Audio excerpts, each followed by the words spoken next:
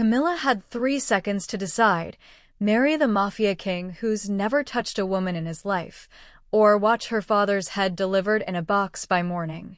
The contract sat on the table between them. Black ink on cream paper. Simple words that would chain her life to his for 2 years. Behind the desk, Hodgin leaned back in his leather chair, gun holster visible beneath his tailored jacket. Blood stained his knuckles fresh, still dark red. Someone had made him angry tonight. Someone had paid for it. 2 years, he said, voice flat. Play the devoted wife. Attend events. Live in my home. After that, you walk away clean. Your father's debt erased. Camilla's hands trembled in her lap. $2 million. Her father's failed investment in what turned out to be a front for Hodgin's organization. The kind of debt that got people disappeared in Seoul's underworld. And if I refuse? Hodgin's dark eyes finally met hers. The impact stole her breath. Beautiful didn't cover it. Sharp cheekbones, full lips pressed into a hard line, face that could have graced magazine covers if he wasn't busy running criminal operations. But his eyes held something empty. Something cold. Then Min-jae delivers a package to your apartment by sunrise. He said it without emotion. Statement of fact, not threat. She believed him absolutely. Why marriage? Why not just? She gestured vaguely. There were other ways men like him used women. Something flickered across his face. Almost like pain. My family demands it. Traditional values, alliances to secure.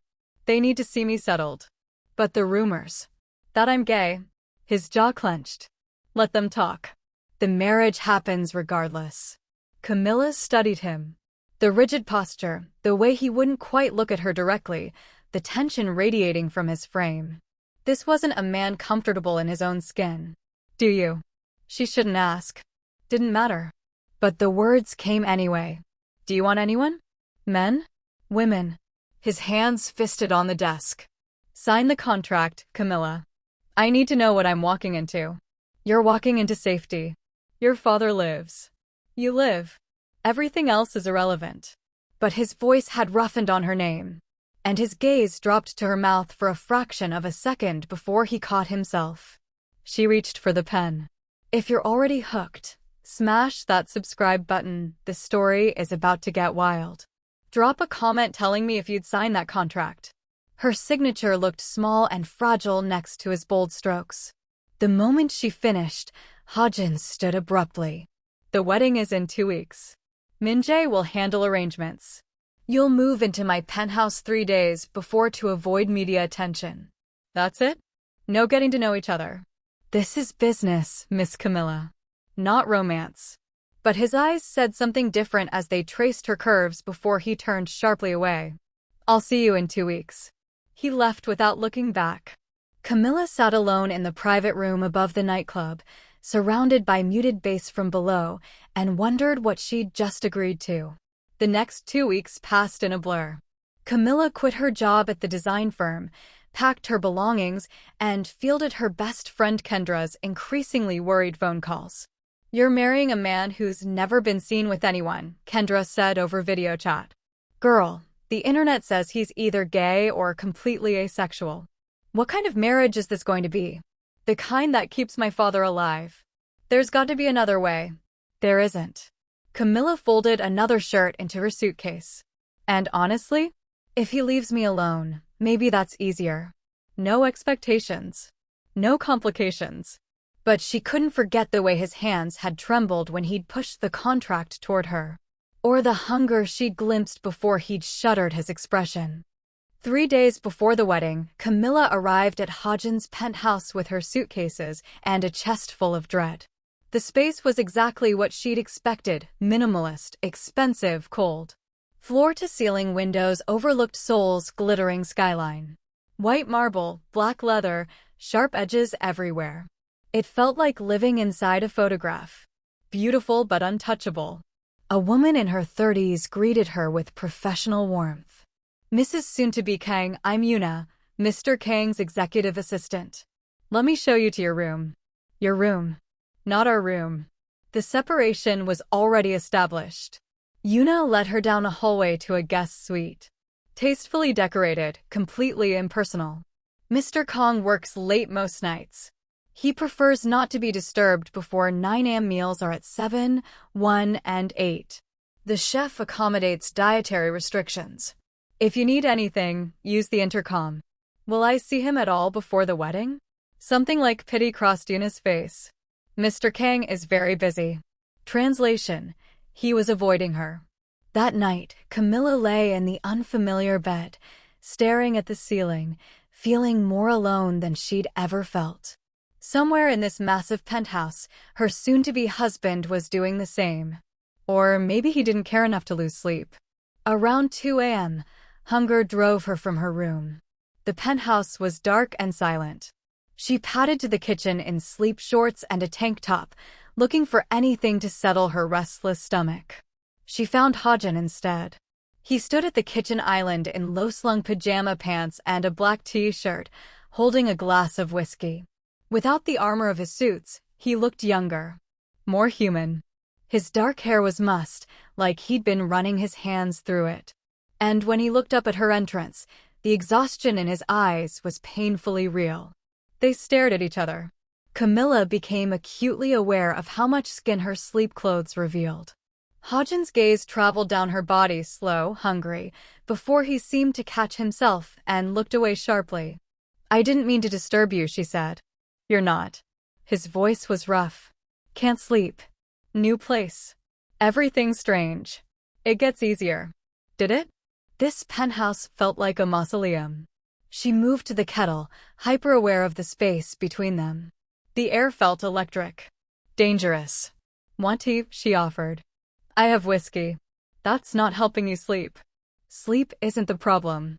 They ended up sitting at the island with chamomile tea neither of them really wanted. The silence stretched. Camilla studied his profile, the sharp line of his jaw, the tension in his shoulders, the way his fingers drummed restlessly against the marble counter. "Can I ask you something?" she said finally. "You can ask. I might not answer. Are you attracted to anyone? Ever?" His hand stilled on the counter. "Why does it matter?" "Because I'm about to marry you. Because I'd like to know if this arrangement means I'll spend 2 years wondering what's wrong with me." He turned to face her fully. Up close, the intensity of his gaze was overwhelming. "There's nothing wrong with you. But the rumors are convenient." The words came out harsh. "They keep people from asking questions. From expecting things I can't give. Can't or won't." His jaw clenched. "I don't know." The honesty surprised her. "You've never wanted anyone? Felt anything?" He laughed, but it sounded broken. "No. Everyone assumed I was gay. Then asexual. Eventually I stopped correcting them because I didn't have a better explanation." His eyes found hers. "I thought something was wrong with me." "Thought?" The space between them felt charged. Hajin's gaze dropped to her mouth. His breathing changed, became slightly uneven. "Until 3 weeks ago." Her heart stuttered. "What happened 3 weeks ago?" "You walked into my office." The confession came out rough. Raw. "And for the first time in 32 years, I wanted something. Wanted someone. So badly it felt like I was dying." Camilla couldn't breathe. "Hajin." "It terrifies me." He stood abruptly, putting distance between them.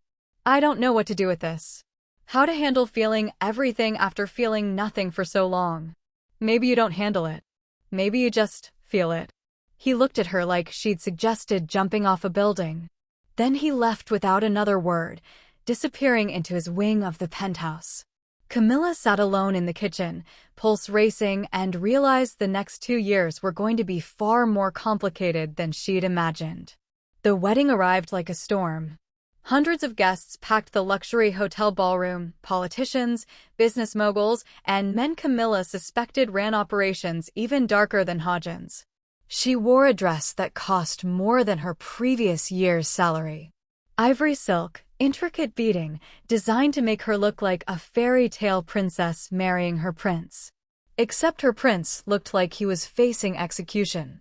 Hajin stood at the altar in a black tuxedo that emphasized his dangerous beauty. Gun concealed beneath the jacket, she'd learned to recognize the slight bulk. His face was an expressionless mask as she walked down the aisle. Only his hands gave him away, clenched at his sides, trembling slightly. When she reached him, his eyes met hers. The impact made her stumble. Heat, hunger, fear, all of it blazing in his dark gaze before he shuddered it away. The ceremony passed in a blur. Vows spoken in Korean and English. Rings exchanged with shaking hands. Then the officiant said, "You may kiss your bride." Hajin lifted her veil. His hands framed her face with devastating gentleness. For a moment, he just looked at her. Then he leaned in. The kiss was supposed to be brief, performative, a show for the guests. Instead, the moment his lips touched hers, Hajin made a sound low in his throat. His hands tightened on her face, and he kissed her like a drowning man finding oxygen.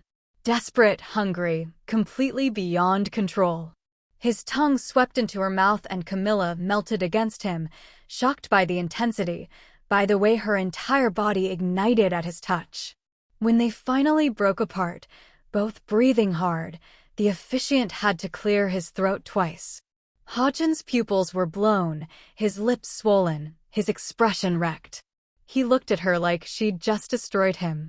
Then he stepped back, that cold mask slamming into place, and offered his arm to lead her down the aisle. The reception was torture. Hajin barely touched her except for the required first dance and photos.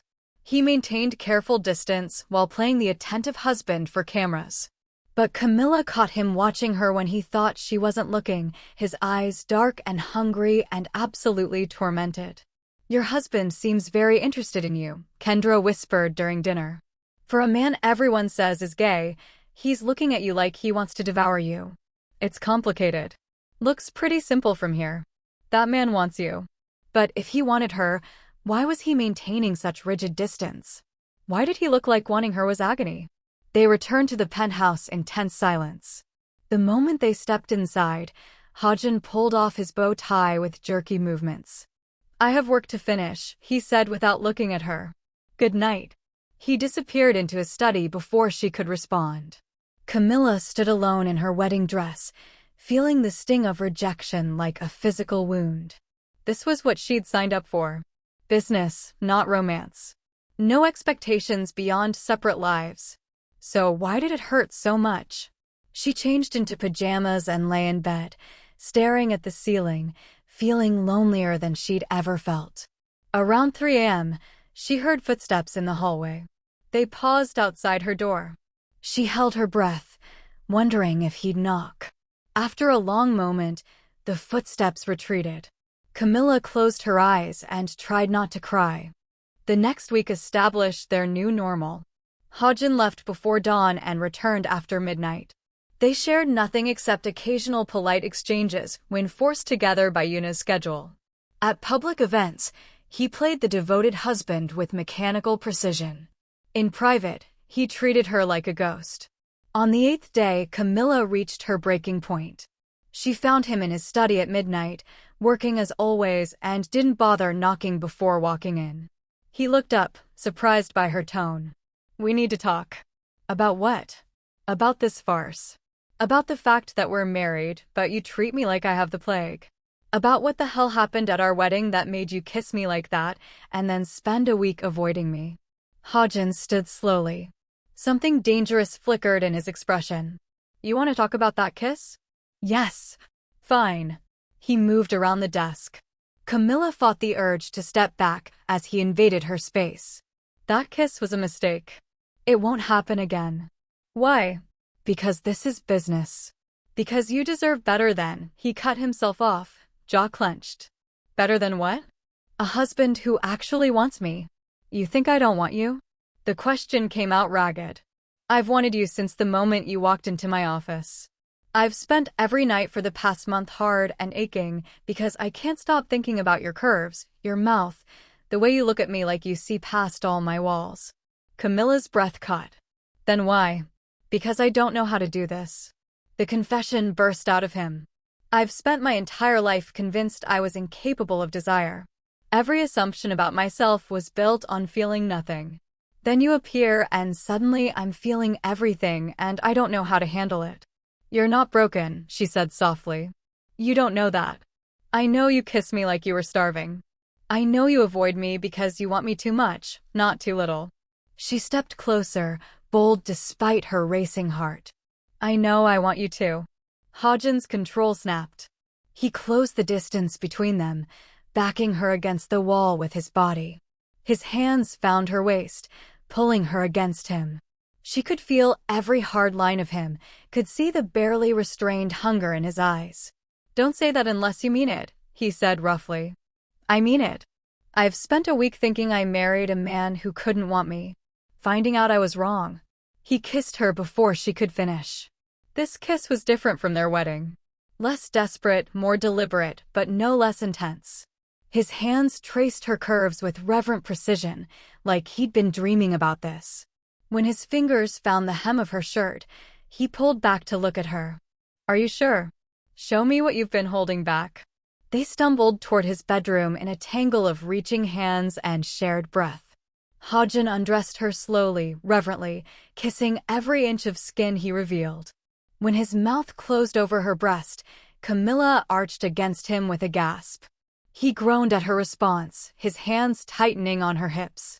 You have no idea, he murmured against her skin. How much I've wanted to do this. Show me. He did. Thoroughly. His touch was deliberate and focused, learning what made her gasp, what made her arch, what made her call his name. When they finally came together, he buried his face in her neck and made a sound close to a sob. I've never felt this before, he admitted roughly. Never wanted someone this way. Camilla held him close, feeling utterly connected. Neither have I. They moved together with increasing urgency until pleasure crested through them both. Afterwards, Hodgen held her like she might disappear, face buried in her hair, breathing hard. You've awakened something in me I thought was dead, he whispered. Or never existed. I don't know which. Good, Camilla said, stroking his back. Because you've done the same to me. They fell asleep tangled together, something fundamental shifted between them. Morning brought doubt. Camilla woke alone again, the sheets beside her cold. Panic seized her chest. Had last night been a mistake in Hodgen's eyes? Would he regret letting his guard down? She found him in the kitchen, already dressed for work, that expressionless mask firmly in place. When he saw her, something flickered in his eyes before he shut it down. Last night, he started. Was it a mistake? She finished, heart sinking. No, but it complicated things. How? Because this was supposed to be simple business. Now he struggled for words. Now I can't stop thinking about you. Can't focus on work because I'm wondering what you're doing. Can't sleep because I want you in my bed. This isn't what I agreed to. Would you rather go back to avoiding each other? No. The word was immediate, honest. But I don't know how to do this, Camilla. I don't know how to be a real husband. Then we'll figure it out together. He studied her for a long moment, then pulled her close, kissing her forehead. I have to go to Tokyo. Business that can't be delayed. When I get back, we'll talk. Really talk about what this marriage means. Promise? Promise. But 3 days became 5, then a week, then longer. Hodgen called occasionally with updates, his voice distant and professional. Camilla tried not to feel abandoned, tried to focus on settling into her new life, but doubt crept in with each passing day. 2 weeks after he left, Kendra convinced her to attend a charity gala Hodgen's organization was sponsoring. You're his wife, Kendra insisted. You should be there. The gala was everything Camilla expected. Soul's elite dripping in diamonds and judgment. She felt out of place despite her designer gown, hyper-aware of the whispers following her. The Mafia King's mysterious wife. She was contemplating escape when a man approached.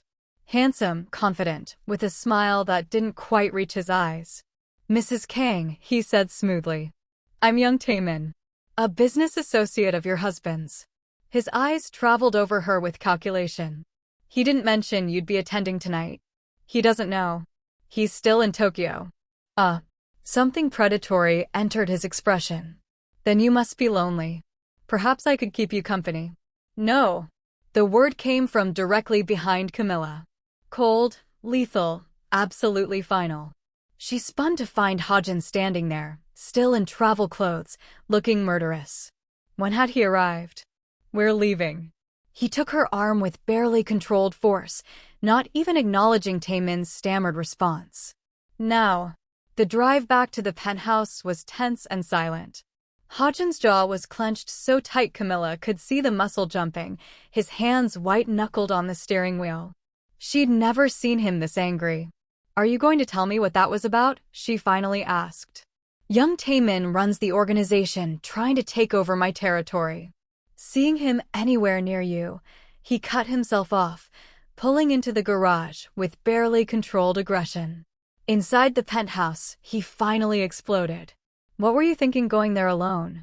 Do you have any idea how dangerous that was? Dangerous? It was a charity gala. It was a room full of people who'd love to exploit any weakness I show. He stopped, breathing hard. And you're the biggest weakness I've ever had. I'm not some fragile thing that needs protecting. I know that. The words burst out of him.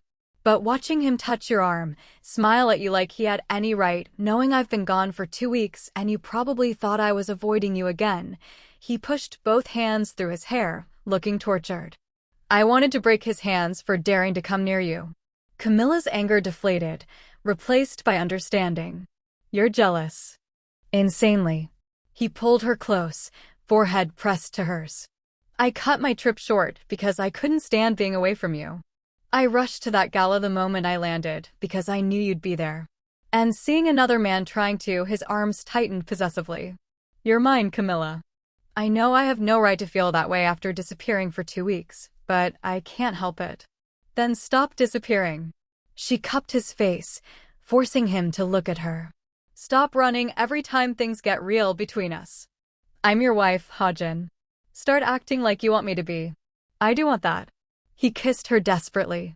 I want everything with you. It terrifies me how much.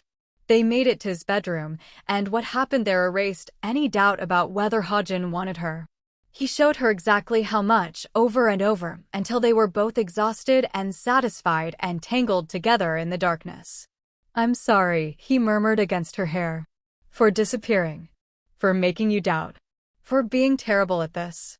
You're learning. We both are. Stay with me tonight. In my bed. Always. The next few weeks brought tentative happiness. Hodgin still worked long hours, but he came home to Camilla every night. They shared breakfast every morning, learning each other's rhythms. His love of old movies and classical music. Her passion for photography and cooking. Small intimacies that transformed their contract marriage into something real. But the business world noticed the change. Suddenly Camilla was invited everywhere, her opinions sought, her presence at Hodgin's side expected. Some people were welcoming. Others were calculating, looking for ways to use her. You need to be careful, Hodgin warned after one particularly tense dinner party. There are people who'd love to hurt me through you. I can handle myself. I know. But let me worry anyway. His protectiveness was endearing and occasionally suffocating. He had security follow her discreetly, called multiple times a day, vetted everyone who came near her. Camilla understood why. In his world, love was leverage. A month after they'd become a real couple, everything changed. Camilla was working from home when Yuna appeared, looking shaken. Mrs. Kong. There's been an incident. Mr. Kang's car was forced off the road. He's at Seoul Memorial Hospital. The world tilted. Camilla barely remembered the drive to the hospital, barely processed Yuna's explanations about the hostile takeover attempt. All she could think about was Hodgin hurt, bleeding, alone. She found him in a private room arguing with doctors despite the bandages wrapping his ribs and the obvious pain carved into his features. You need to rest, the doctor was saying. I need to handle this situation before. Hodgin stopped when he saw Camilla in the doorway. You shouldn't be here. Where else would I be? She moved to his bedside carefully. You're hurt. I'm fine. It looks worse than it is. Liar. But her hands were gentle as she touched his face, checking for damage. What happened? Someone decided sending me a message was worth attempted murder. His jaw clenched. They're going to regret it. The doctor cleared his throat. Mr. Kong needs rest. No stress, no work for at least 3 days. Impossible. Everyone out, Camilla said firmly. Now. The medical staff fled quickly.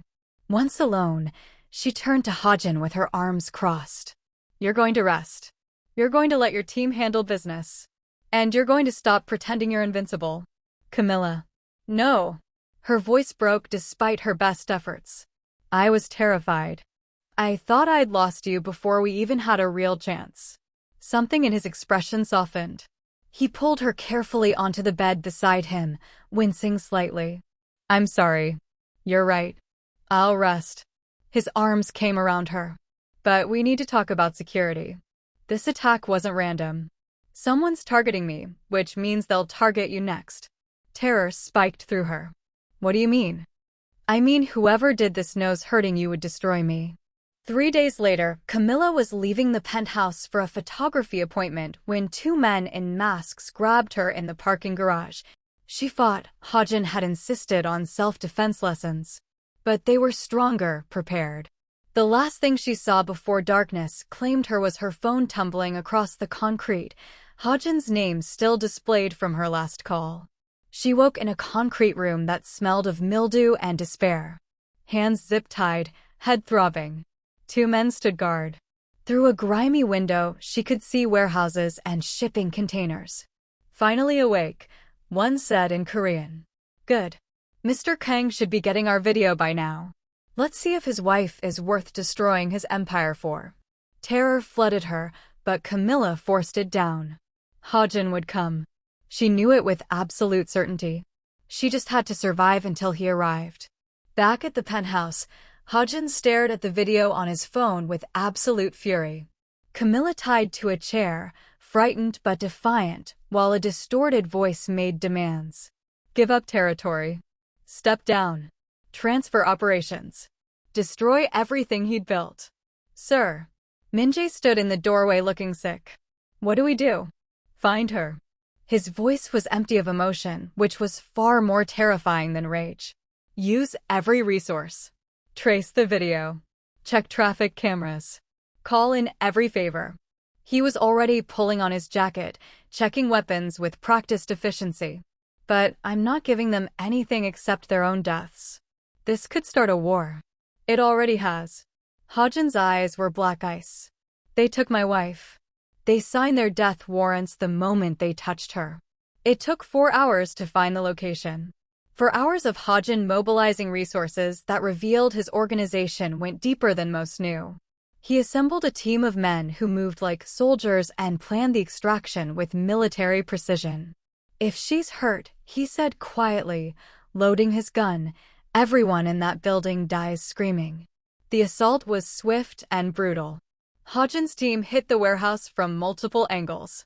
He cut through resistance like a blade, nothing mattering except getting to Camilla. He found her still tied to the chair, bruised but alive. Relief flooded his features. She looked up as he burst through the door. I knew you'd come. Always. He cut through her bonds with trembling hands, checking for injuries.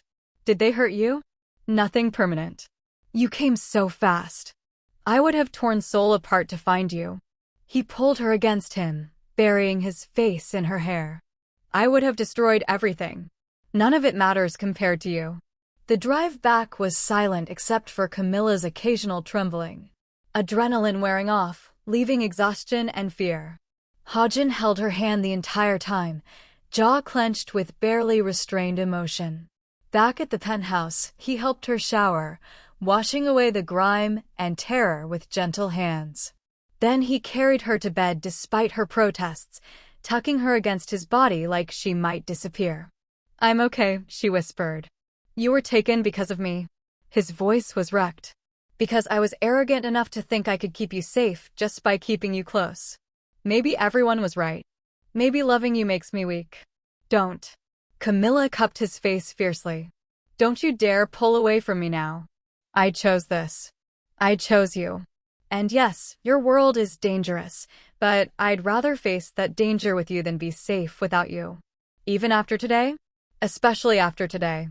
Because you moved heaven and earth to find me. That's not weakness, Hajin. That's love. He kissed her desperately, and what followed was tender and intense. Both of them needing to reconnect, to prove they were alive and together and unbroken.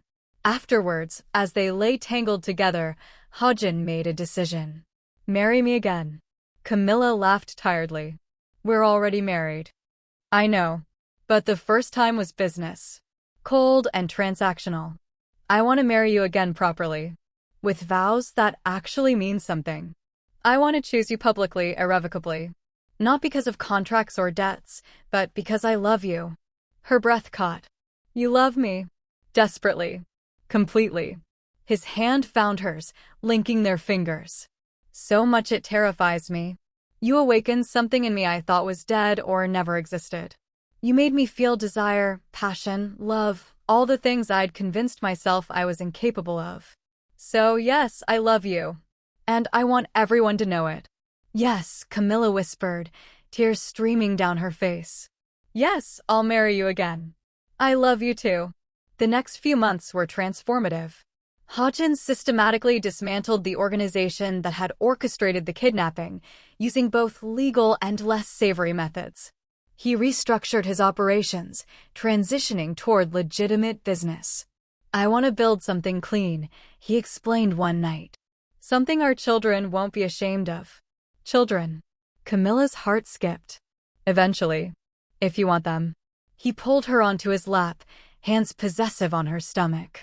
I want everything with you. A real marriage. A family. A future that isn't dictated by violence or fear. I want that too. They married again on a spring morning with only close friends and trusted family present. This ceremony was intimate, emotional, full of vows that mattered. When Hajin promised to love her forever, to choose her every day, to build a life worth living together, tears fell freely. You're mine, he murmured against her lips when they kissed. Completely and irrevocably mine. And you're mine. No more doubts. No more wondering if you're capable of love. You've proven you are. The reception was joyful. Hajin barely let her leave his side, constantly touching her, her hand, her waist, her back, possessive and proud and utterly devoted. He's different now, Yuna commented to Kendra. Before Mrs. Kang, he was ice. She made him human, Kendra finished, watching them dance. 6 months later, Camilla stood in the bathroom staring at 2 pink lines that changed everything. Pregnant. Joy and terror warred in her chest. They'd talked about children but hadn't been actively trying. This was fast, unexpected, but somehow felt inevitable. She found him in his study, working late as always. When he saw her expression, he immediately stood, concerned about flooding his features. What's wrong? Nothing's wrong. She held out the test. Everything's right. Hajin stared at it, emotions flickering too quickly to identify.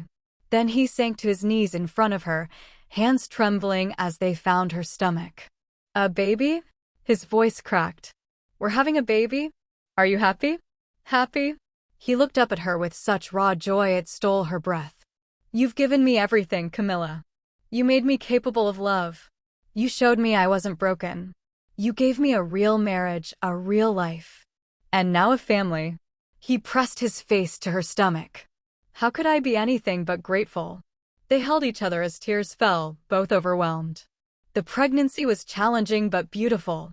Hajin became even more protective, monitoring her health obsessively, personally vetting every doctor. His employees watched in amazement as their cold CEO transformed into an anxious father-to-be. As Camilla's belly grew, so did Hajin's wonder. He talked to their daughter every night, convinced it was a girl, telling stories about the world he was building for her. She'll never know violence, he promised. Never know fear. Only love and security. You're going to spoil her rotten, Camilla predicted. Absolutely. She's my princess. Spoiling her is my job. Labor came on a summer evening. Fast and intense. Hajin drove to the hospital like his life depended on it, holding Camilla's hand through contractions, looking absolutely terrified despite his best efforts to stay calm. "You're doing beautifully," he kept saying. "So strong. So perfect." In the delivery room, Hajin never left her side. He held her hand through every contraction, murmured encouragement in Korean and English, and wept openly when their daughter finally entered the world screaming. "She's perfect," the doctor said, placing the baby on Camilla's chest. Hajin stared at his daughter with naked awe. This tiny human with his dark hair and Camilla's nose, screaming her displeasure at being born. "Hello, beautiful," he whispered, touching her impossibly small hand. "I'm your appa. I've been waiting so long to meet you." Later, holding his daughter while Camilla slept, Hajin made silent promises. To protect her always. To give her every opportunity. To show her what real love looked like. "Your mother saved me," he murmured to the sleeping infant. "I thought I was incapable of love. Everyone assumed I was gay because I felt nothing for anyone. Then she walked into my life for a business arrangement and awakened something I didn't know existed." He looked at Camilla, sleeping peacefully. The woman who'd transformed his entire world. "Now I feel everything. Love, joy, overwhelming gratitude. All because she refused to accept that our marriage had to be just business. She saw past my walls and decided I was worth fighting for." The baby stirred, making small sounds. Hajin adjusted his hold with practiced care he learned over the past 9 months of preparation. "You're so loved," he continued softly. "By me, by your mother, by everyone who meets you. You'll grow up knowing you were wanted, chosen, treasured. That's my promise to you." 6 months later, Hajin stood in the nursery doorway, watching Camilla rock their daughter to sleep, singing softly in that voice that still made his heart race. She glowed with contentment, utterly beautiful in her role as mother. His chest felt too full to contain everything he felt. 2 years ago, he'd been convinced he was broken. Incapable of romantic or sexual attraction. Resigned to a life of business and empty relationships. The rumors about his sexuality had been convenient. They explained his lack of interest without requiring him to examine what was really wrong. Then Camilla walked into his office with 3 seconds to decide her fate, and everything changed. She'd awakened a desire he didn't know he possessed. Made him question every assumption he'd built about himself. Showed him that his capacity for love had never been dead, just waiting for the right person to bring it to life. "What are you thinking about?" Camilla asked softly, noticing him in the doorway. "How lucky I am."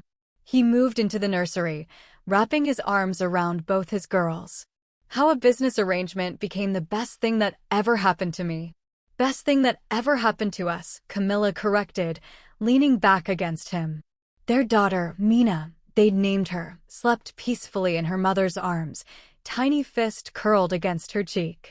Perfect and safe and loved beyond measure. "Do you ever regret it?" Hajin asked quietly. "Signing that contract? Marrying a man everyone said could never love you." Camilla turned in his arms, careful not to wake Mina. "Not for a single second. You know why?" "Why?" "Because you proved them all wrong. You loved me fiercer than I ever thought possible. You changed your entire world to keep us safe. You became the man you needed to be, not the man everyone assumed you were." She touched his face tenderly. "And you gave me this beautiful life I never knew I wanted." Hajin kissed her softly, then pressed his forehead to hers. "I was so terrified that night you confronted me. When you asked if I wanted you and I had to admit the truth, that I'd spent 32 years feeling nothing, then 3 weeks feeling everything. I thought you'd run." "I almost did," she admitted. "It was overwhelming. But then I realized something." "What?" "That you were just as scared as I was. Just as lost. And if we were going to figure this out, we had to do it together." "We did figure it out." He looked at Mina, then back at Camilla. "Better than I ever imagined." Camilla smiled. "Much better. Though I have to say, your jealous rage when young Taemin talked to me at that gala was pretty impressive." Hajin groaned. "I wasn't proud of that moment." "I was." It was the first time you truly claimed me as yours without hesitation. She kissed him again. Plus, you looked incredibly hot when you were all possessive and dangerous. Don't encourage my worst instincts. Why not? They led to some very memorable nights. Heat flared in his eyes. Mrs. King, are you trying to seduce me while holding our infant daughter? Maybe after I put her down. Camilla moved to the crib, gently settling Mina into the soft bedding. The baby sighed but didn't wake. There. Now where were we? Hajin pulled her close, hands settling possessively on her hips. I believe you were telling me how attractive you find my jealous rage. And your protective instincts. And the way you mobilized an entire private army to rescue me. That was necessity, not romance. It was the most romantic thing anyone's ever done for me. She traced his jaw with her fingers. You literally said you'd burn soul to the ground to find me. I meant it. I still mean it. His expression turned serious. You and Mina are everything, Camilla. My entire world. Everything else is just noise. Even the business? Especially the business. I'm transitioning more operations to Minjae. I want to be present for this. He gestured to the nursery, to their home, to the life they'd built. I don't want to miss Mina's first words because I'm in a meeting. Or her first steps because I'm handling territory disputes. My father built an empire but missed my entire childhood. I won't make that mistake. Camilla's eyes filled with tears. You're going to be an amazing father. You already are. I'm terrified I'll mess it up. We both will sometimes. That's parenting. She took his hand. But we'll do it together. Just like everything else. They stood in the nursery doorway, watching Mina sleep, and Hajin felt a peace he'd never known was possible. This life, this beautiful, messy, unexpected life, had started with a contract and 3 seconds to decide. Now it was everything. A soft cry from the crib interrupted the moment. Mina was waking up, probably hungry again. Camilla moved to pick her up, but Hajin stopped her. Let me. You've been up with her all day. He lifted his daughter gently, cradling her against his chest. She calmed immediately at his touch, tiny hand fisting in his shirt. The trust in that gesture still undid him every time. Hello, my princess, he murmured. Are you hungry? Shall we get you to Yama? Camilla settled in the nursing chair, and Hajin carefully transferred Mina to her. Watching them together, his wife feeding their daughter, both of them peaceful and content, made his throat tight with emotion. I never thought I'd have this, he said quietly. A family. Real love. I'd convinced myself I was fundamentally different from everyone else. That I'd spend my life alone because I couldn't feel what others felt. But you can feel it, Camilla said softly. You just needed the right person to unlock it. I needed you. He knelt beside the chair, hand resting on Mina's back. You didn't just unlock something, Camilla. You created something entirely new. Made me into a person I didn't know I could be. We created each other, she corrected. I wasn't exactly thriving before you either. Working a job I hated, watching my father drown in debt, feeling stuck in a life that was going nowhere. You gave me purpose. Adventure. A love story I never expected. Some love story. It started with threats and a contract marriage. The best ones always have interesting beginnings. She smiled. Besides, I knew you were different that first night in your office. The way your hands shook when you pushed the contract toward me. The way you looked at me like you were seeing something impossible. I knew there was more to you than the cold Mafia king everyone feared. I wasn't sure there was more to me. You took a gamble. Best gamble I ever made. Mina finished nursing and drifted back to sleep. Camilla handed her to Hajin, who settled her in the crib with practiced ease. They stood watching her for a long moment before quietly leaving the nursery. In their bedroom, the master's suite they now shared every night, Camilla changed into pajamas while Hajin shed his shirt. The scars on his torso caught the lamplight. Reminders of the violent world he'd been born into. The world he was slowly, carefully extracting himself from for his family's sake. Do you miss it? Camilla asked. The power? The danger? Hajin considered the question seriously. Sometimes I miss the simplicity. When I was just the Mafia king, I didn't have to worry about being a good husband or father. I could be cold and ruthless without consequence. But I was also empty. Hollow. Going through the motions of life without actually living it. He pulled her close. Now I'm terrified constantly. Worried I'll fail you or Mina. Scared something will happen to you both because of my past. But I'm also happy. Genuinely, deeply happy. And I'd take the terror with the happiness over the emptiness any day. Camilla wrapped her arms around him. We're safe, Hajin. You've made sure of that. I've tried. But my enemies are being handled. You've neutralized most of them. And the ones who remain know better than to come after your family. She pulled back to look at him. You're allowed to relax sometimes. To just be happy without waiting for disaster. That's not how my brain works. I know. But I'm going to keep reminding you anyway. She kissed him softly. You deserve happiness, Hajin. Stop waiting for permission to claim it. He kissed her back, deeper this time, hands tangling in her hair. I love you. So much it still scares me sometimes. Good. Love should be a little scary. It means it matters. She guided him toward the bed. Now stop overthinking and come to bed with your wife. They settled under the covers, Camilla's head on his chest, his arms wrapped securely around her. This had become his favorite part of every day, the quiet moments when it was just them, no business or threats or responsibilities. Just two people who'd found each other against all odds. Hajin. Camilla's voice was sleepy. Thank you for coming back that day. From Tokyo. For being jealous enough to leave your meetings and come to that gala. I would have come back from the moon if I thought another man was near you. She laughed softly. That's ridiculously possessive. You married a Mafia king. Possessive comes with the territory. Lucky for you, I like it. She pressed a kiss to his chest. I like belonging to you. Being yours. You're mine, he confirmed, arms tightening. Always. And I'm yours. Completely. They drifted toward sleep, content and secure in each other. In the nursery down the hall, Mina slept peacefully.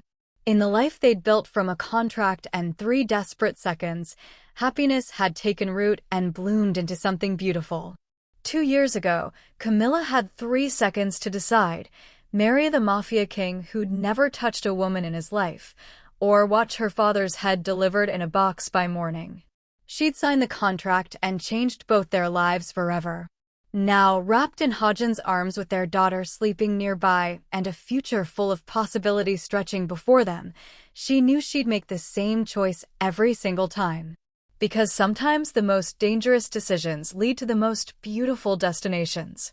And sometimes the man everyone calls incapable of love just needed the right woman to prove them all wrong. If this story made you feel something, and I know it did, hit that like button and drop a comment telling me your favorite moment.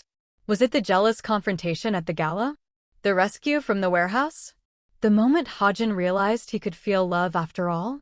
Subscribe because there's so much more coming, and you won't want to miss what happens next in this world. Should we explore Minjae's story next?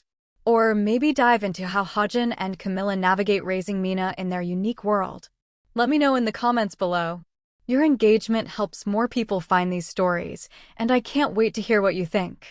Until next time, besties, remember, the best love stories always start with impossible choices.